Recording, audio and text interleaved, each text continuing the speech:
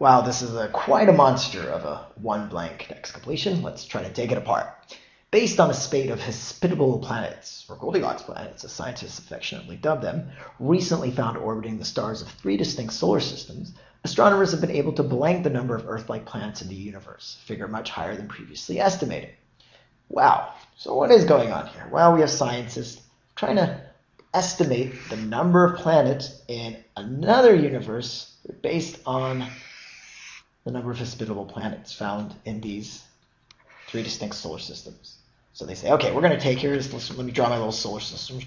There's a little Andromeda-esque one, and oh wait, that's a galaxy. But anyway, here's 3 solar systems, 1, 2, and 3, and they find out there's a certain number of them. Let's say there's 25. So based on these solar systems, whatever the way they look, they've come up with this number. Now they want to say, based on this, we're going to try to figure out what's the number of these Goldilocks planets in the entire universe. So you have, of course, millions, billions of solar systems in the known universe.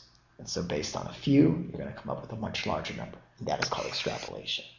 So again, the idea of you're taking a small sample size, looking at the trends there, taking that number, and then applying it to a much larger unknown vast quantity.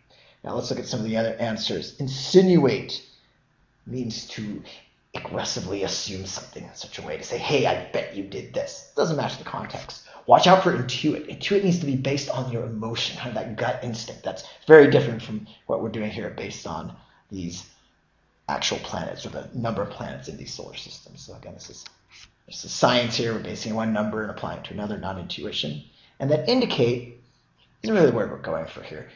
It's not they've been able to indicate, but they've actually been able to figure out. And what's this process of figuring out called? Well, again, it's called extrapolation.